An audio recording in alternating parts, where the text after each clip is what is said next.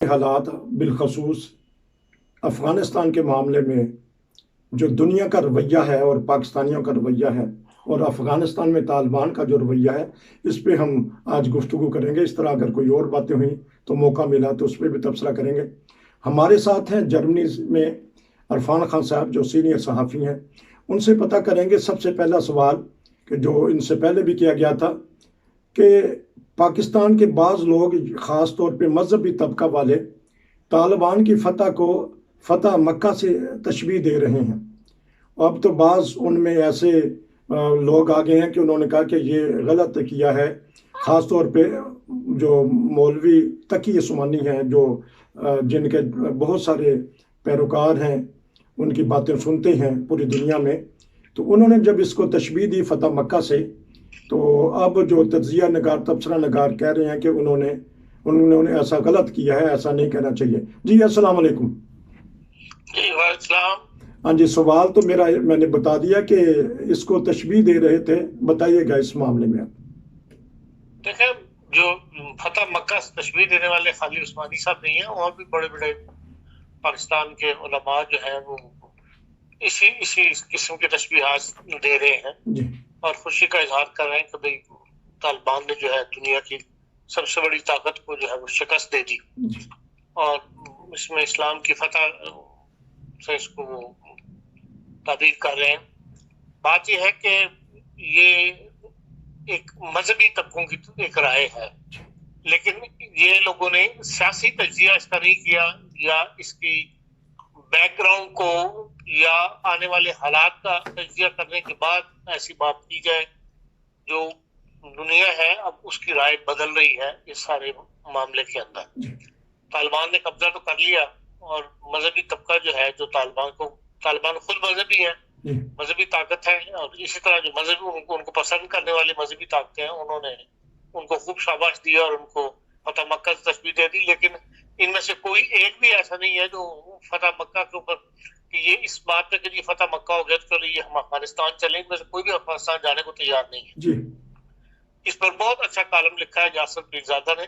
उसने यही कहा कि इनमें से कोई एक भी जो है वो अफगानिस्तान जिस किस्म की तालिबान वाली जिंदगी गुजार रहे हैं वो ये जिंदगी गुजारने को तैयार नहीं है। जैसे कोई भी जो इस वक्त इस्लाम का ठेकेदार बन रहे हैं, इनमें इनकी अपनी सारी जिंदगी जो है अयाशों में गुजारी है, कंफर्टेबल जिंदगी गुजारा है। तालिबान ने तो ये मंजिल हासिल की है अब सूखी रोटी खा के, कावे और उसका सूखी रोटी खा के कावे के साथ और बगैर चप्पलों के, एक चप्पल के साथ गुजारा करके तो उन्होंने अपने आप को अपना आज़म जाहिर किया है और अमेरिका को शिकस्त दी है। लेकिन इनमें से कोई एक भी जाने के लिए वहां तैयार नहीं। सीधा असल में बात यह है कि ये बात अब थोड़ी थोड़ी खुलनी शुरू हो रही है कि ये सारी दुनिया के लिए ये एक बहुत ही अचंभे की बात थी कि एक हफ्ते के अंदर अफगानिस्तान इतना बड़ा मुल्क जो है वो कैसे फतह हो गया। या भाई अब जो कमांडर चीफ है अफगान फौज के, मिस्टर करीमी उनका नाम है, उन्होंने ये बयान दिया कि फौज को तो ये कहा ही नहीं गया कि मुकाबला करो। फौज उस वक्त मुकाबला करती है जब फौज को बकाला हुक्म दिया जाता है। फौज को ऑर्डर मिलता है कि भाई आपने कहीं हमला करना है या कहीं दिफा करना है। इसलिए फौज को तो कहीं हुक्म नहीं दिया गया, तो इसलिए हमने फौज ने कहीं भी उनके मुकाबले में तालिबान का मुकाबला नहीं किया। उनको वेलकम किया, मतलब उनके आगे अचार फेंक करे, इसलिए कि हमें मुकाबले का हुक्म ही नहीं था। अब ये बहुत बड़ा सवाल है कि मुकाबले का हुक्म क्यों नहीं था। दूसरी बात यह है कि जो रिचर्ड हॉलब्रुक, ये एक खसूसी नुमाइंदा थे अमेरिका के अफगानिस्तान के लिए 2010 में। वो एक किताब लिख रहे हैं, अभी वो कंप्लीट नहीं हुई, मार्केट में आनी है किताब। जो बात उन्होंने अफगानिस्तान से मुताल्लिक लिखा है वो उन्होंने ओपन किया है।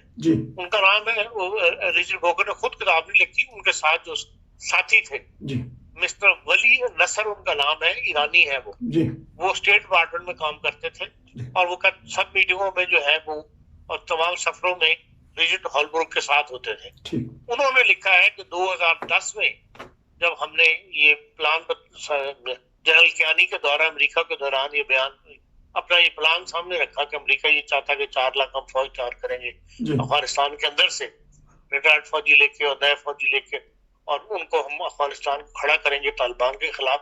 تو اس وقت بھی جنرل کیانی نے بڑی سخت اس بات کی مخالفت کی, اور جنرل کیانی نے کہا کہ آپ کو پتہ نہیں, اپنا مطلب ایک اندازہ نہیں کر سکے آپ ابھی تک طالبان سے لڑنے کے بعد کہ وہ کس قسم کی قوم ہے.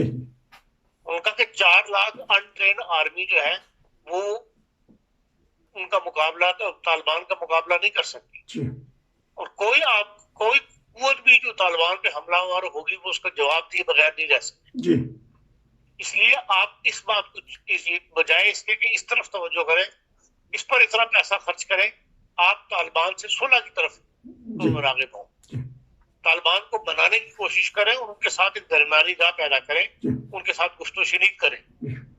اور وہ کہتے ہیں 2010 سے لے کے 2014 تک جو ہے کیانی صاحب یہ اسی بات کے اوپر منانے کے لیے حکومت پاکستان جو ہے, یہ پاکستان کی اسٹیبلشمنٹ جو ہے وہ امریکہ کو تیار کرتے رہی. 2014 کے بعد جا کے امریکہ اس بات پر قائل ہوا کہ ہاں نہیں بھی ان کا مقابلہ جو ہے اس سے نہیں بلکہ طالبان سے صلح کرنی پڑے گی, یا طالبان سے آخر نکلنا ہی پڑے گی. اب یہ باتیں پروف کر رہی ہیں کہ بھئی حالات جو ہے وہ ممکن ہے طالبان اور ان کے درمیان کوئی صلح نامہ ہو گیا جو دوحہ میں بار بار ویڈیو ہوتی رہی ہیں, اور پاکستان بھی بار بار اب یہ کہہ رہا ہے کہ بھئی طالبان صلح کے لیے تیار نہیں تھا, اور ہم نے ان کو مجبور کیا کہ وہ گفت و شنید میں شامل ہوں اور درمیانی رستہ جو ہے وہ تلاش کریں.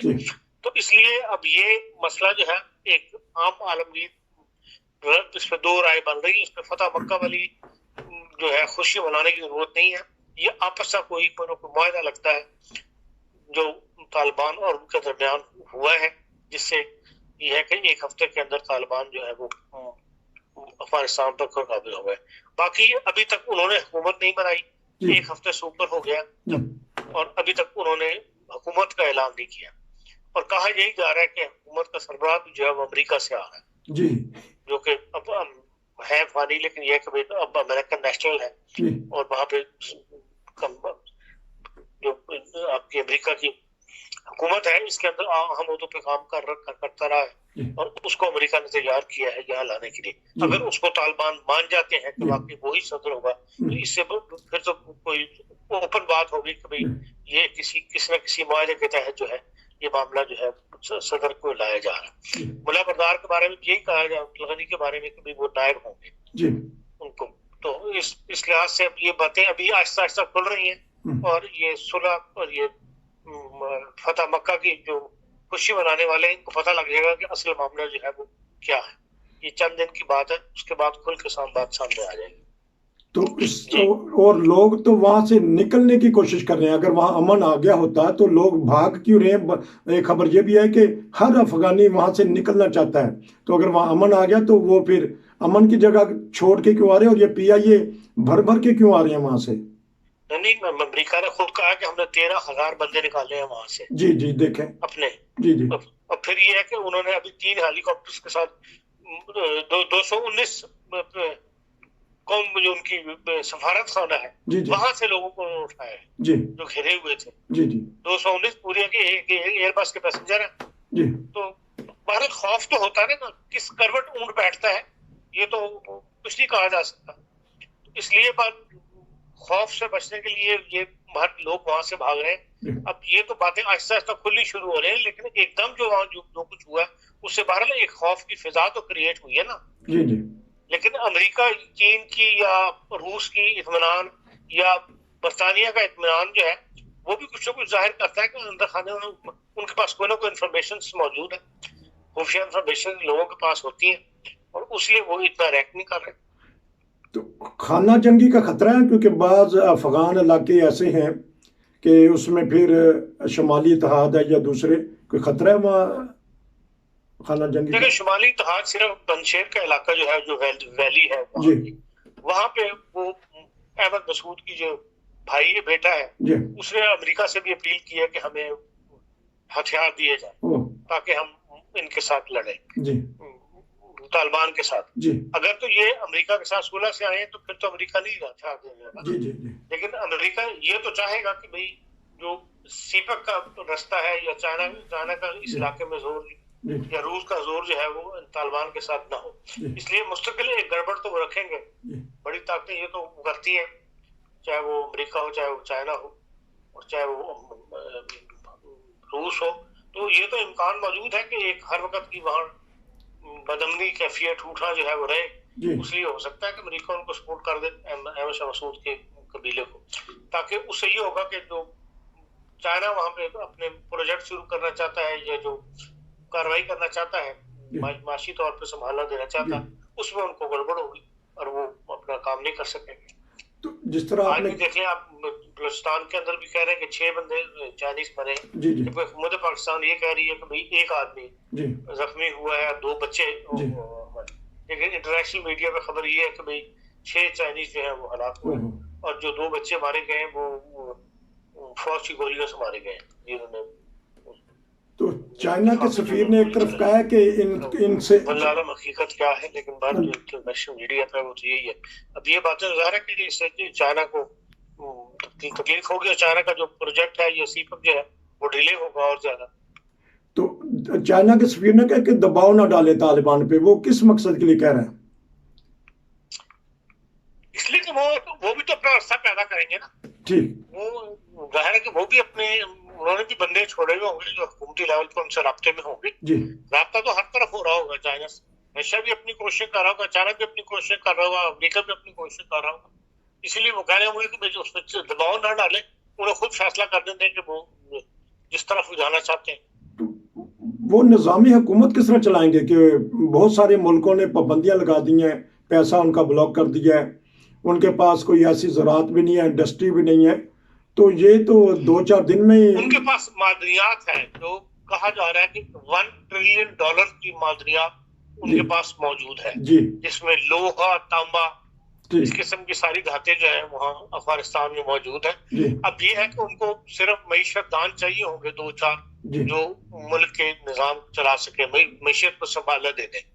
تو اب باقی تو ان کے پاس پہلے بھی کچھ نہیں تھا نہ, ایکسپورٹ تھی ان کی جو تھی وہ خشک میوہ ہی ہے نا وہاں پہ, اس کے علاوہ کون سی ایسی بڑی وہاں پہ کوئی انڈسٹری نہیں ہے.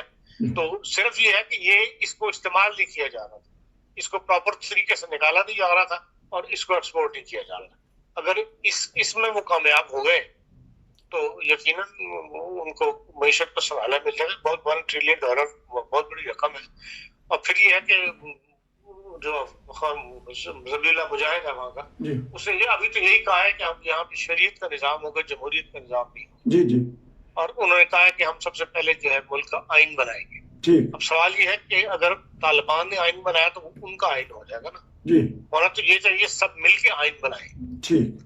ایک پورے ملک کا آئین جس نے ملک میں نافذ ہونا ہے, وہ تمام مخالف پارٹیاں بھی اور دوسرے سب مل کر ایک آئین کو تشکیل دیں.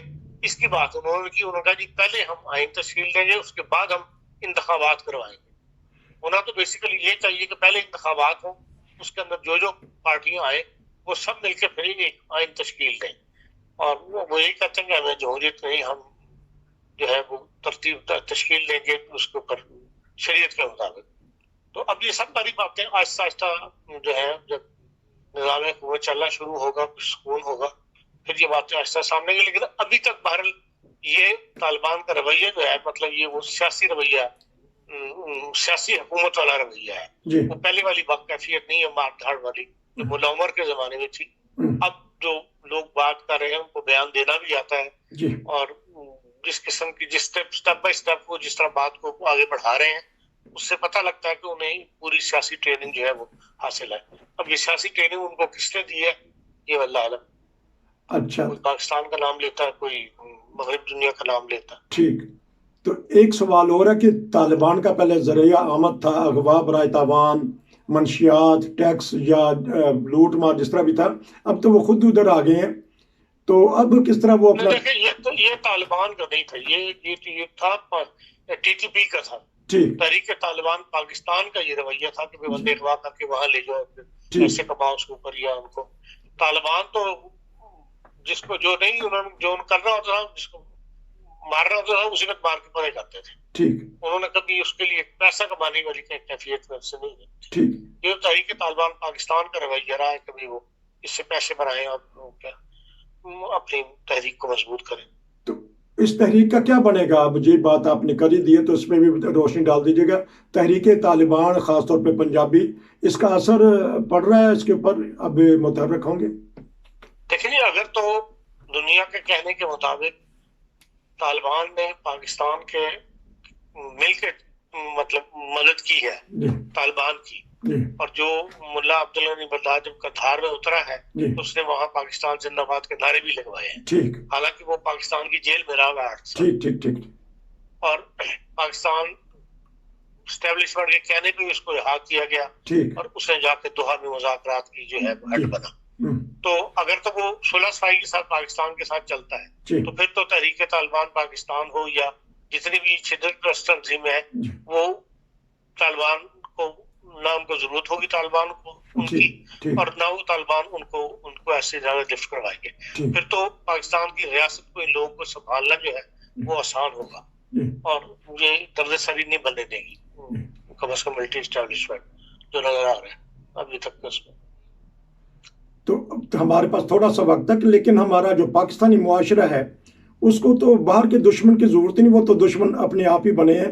14 اگست کا واقعہ لے لیجئے یا دیگر واقعات ہو رہے ہیں، خاص طور پہ بچوں کے ساتھ، بچیوں کے ساتھ، بزرگوں کے ساتھ، اور حتیٰ کہ جو فوت ہو گئے ہیں ان کے ساتھ بھی. تو اس معاشرے میں یہ انتہا پسندی کس طرح آ گئی ہے؟ بے راہ روی، اس کے اوپر اگر روشنی ڈال دیں.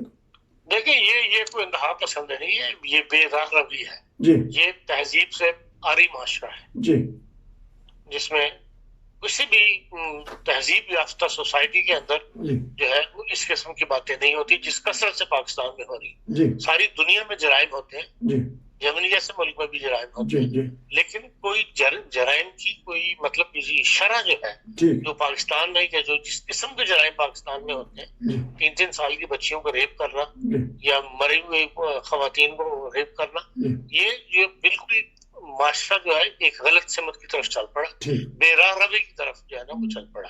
ایسے معاشرے جو ہے وہ پھر اخیر آپس میں لڑنا شروع کر دیتے ہیں. جو خطرے کی بات یہ ہے وہ آپس میں سوسائٹیوں کی لڑائی ہونی شروع ہو جاتی ہے.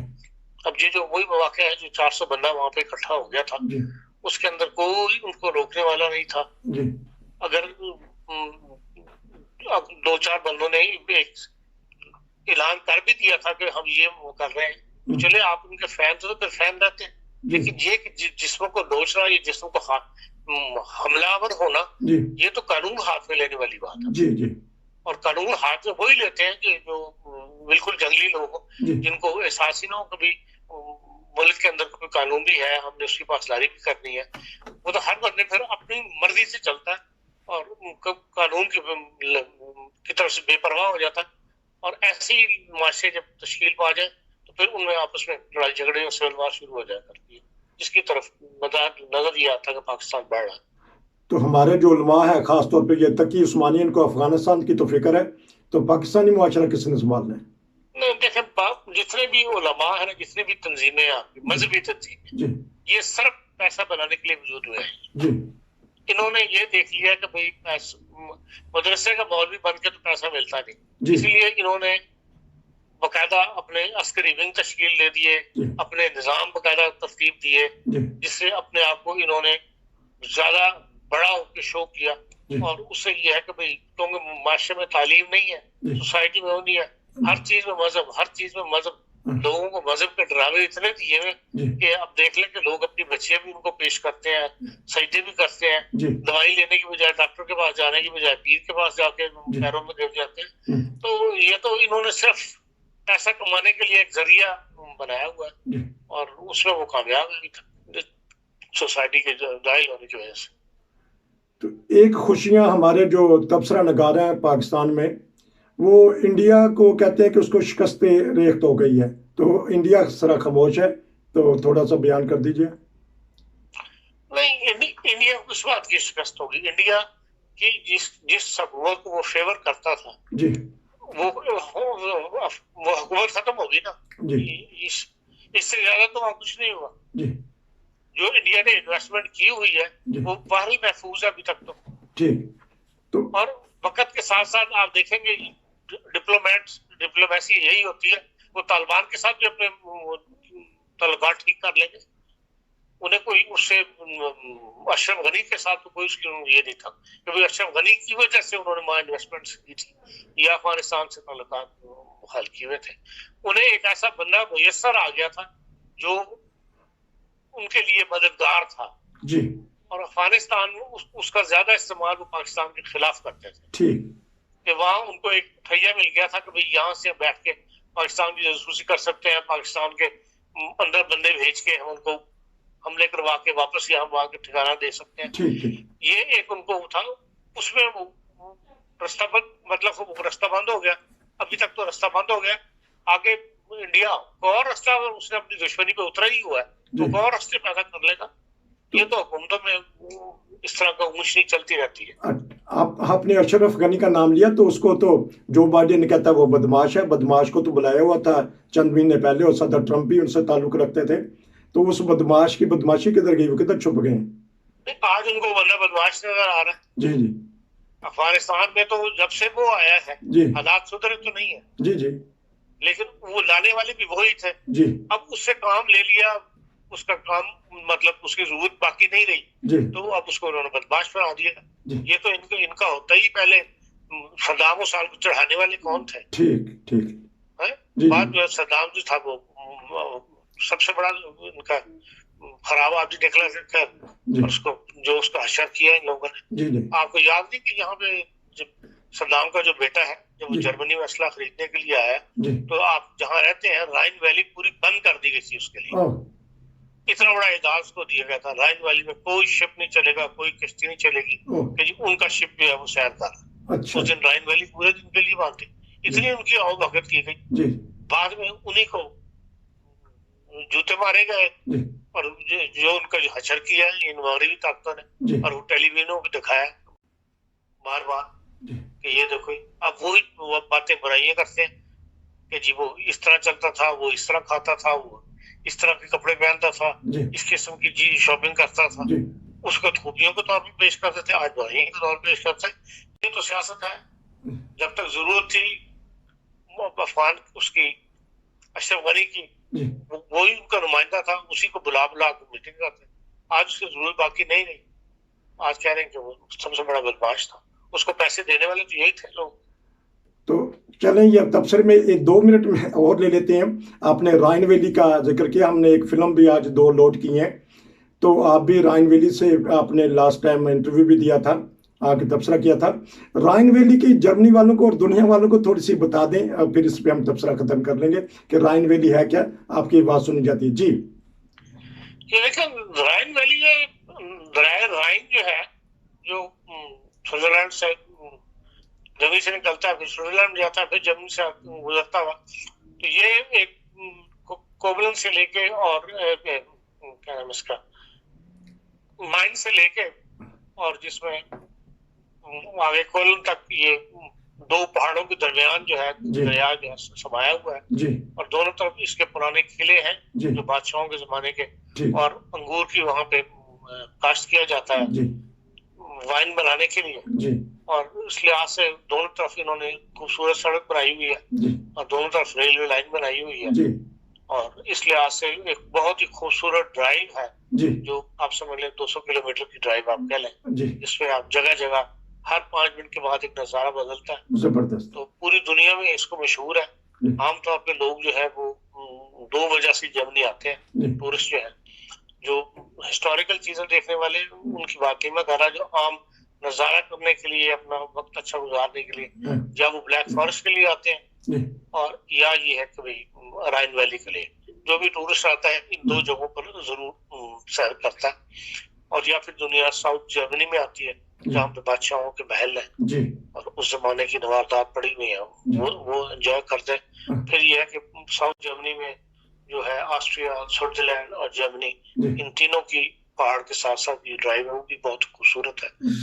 तो इस वजह से दुनिया यहाँ आती है। जी, लेकिन ये कि राइन वैली कई मिलियन आदमी एक सीजन के अंदर गुजरता है वहां से, लेकिन आजकल क्योंकि कोर्ट की वजह से इस दफा वो रश देखने को नहीं मिला जो आमतौर पर वहां होता है। लेकिन आज बड़ा रश है, क्योंकि मैं खुद राइन वैली से होके आया फिल्म बना के। हम नाज़रीन को कहेंगे कि देखें कि राइन आज वैली मौसम अच्छा, आज मौसम बहुत अच्छा है, गर्मी بڑے دنوں کے بعد گرمی پڑی ہے تو اس لحاظ سے دھوپ بھی خوب نکلی ہوئی ہے تو یقیناً ٹورسٹ باہر نکلے گا. ہاں جی، تو ہو سکتا ہے یہ صبح کل آن ایئر ہو، کل بھی یقیناً موسم اچھا ہوگا. تو ہم آپ کو دعوت دیتے ہیں کہ آپ آئیے رائن ویلی کی سیر کیجئے پھریے. تو آپ کا بہت شکریہ، پھر ملیں گے انشاءاللہ نئے تبصروں سے، نئے خبروں سے. السلام علیکم ورحمۃ اللہ.